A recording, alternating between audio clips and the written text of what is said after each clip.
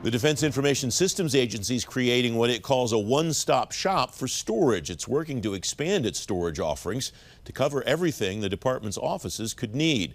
Carissa Landymore is the Cloud Storage Program Manager at DISA. Carissa, welcome. Thanks for coming on the program. What do you mean by one-stop shop? What does that mean for people who are essentially your customers at DISA for milDrive? Sure. First, thank you, Francis, for having me today. It's great to be here with you.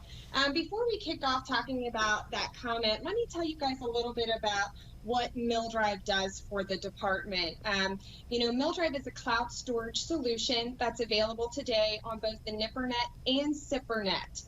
It is hosted and stored inside DISA's data centers, and it's the only on-prem cloud storage solution available in the department today. When it was originally stood up, we had the opportunity a couple years ago to get out there and talk to different mission partners across the department, and we quickly realized that there's not a lot of storage available for these end users to conduct their day-to-day operations. So what DISA wanted to do was get together and provide a next generation file service, which is exactly what milDrive Anywhere is set out to do. It's a file sync and share capability. And what I mean by that is it provides end users the ability to have full self-service. So they now can grant permissions to end users and other folks to collaborate and share data.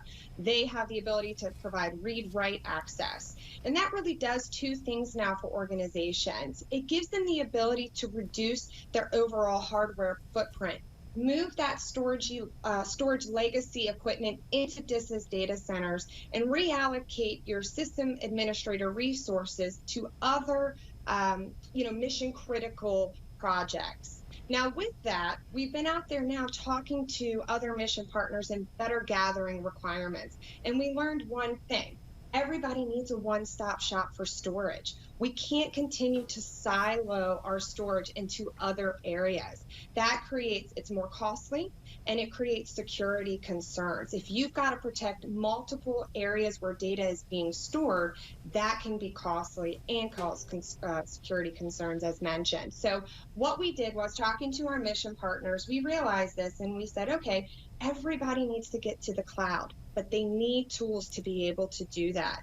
So on our roadmap, we have two capabilities. We have our milDrive capacity storage as a service capability, and we have our milDrive Edge capability. We're finalizing our development of the milDrive capacity service, with milDrive Edge soon to follow.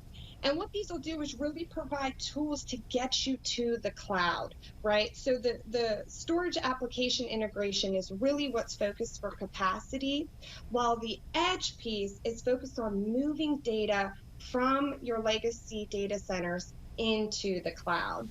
So we're very fortunate to have the opportunity right now to get out there, talk to mission partners, gather their requirements, and help them ultimately meet the DoD's CIO cloud strategy. I think the biggest benefit of all the ones you described there, Carissa, is the idea that for organizations that have legacy systems, that they're not ready to move the application yet, they can at least move the storage, and that provides them incremental steps to be able to make those transitions more thoughtfully. Is that what you're headed for? Is that what your goal is there?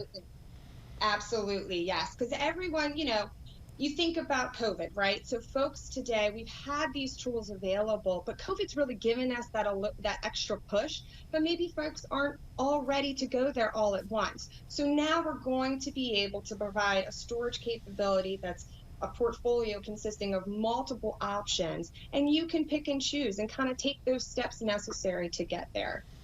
About a minute and a half left, Carissa. You anticipated what I wanted to ask you about next, and that is COVID causing you to want to do things that you didn't think about 6 months ago, or are you accelerating things that you already had in the pipeline, or some combination of both?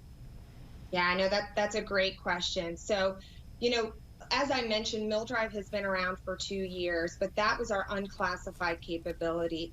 COVID has allowed us and kind of pushed us to take that step and push folks to really start adopting these solutions. And it kind of revealed, hey, we probably need to get this out on the SIPRNet as well. So we quickly, with DISA leaders and our vendors, were able to, within 5 weeks, deploy a SIPRNet instantiation of our milDrive service so that folks have access to their data regardless of device or location. Whether you're using unclassified devices or SIPR devices, you now have continuous reliable access to your data anytime, anywhere. In addition to that, we've also been able to extend our services into the commercial internet. So as long as you can meet two credentials, right, or two requirements, DoD credentials and a CAC reader, you are able to now access your data, which was big for us in COVID. We in DISA were really happy that we could support the department in being able to continue their operations and accessing their data from a non-government equipment. Carissa Landymore of DISA, thanks very much for joining me. It's great to have you here. Thank you for having me.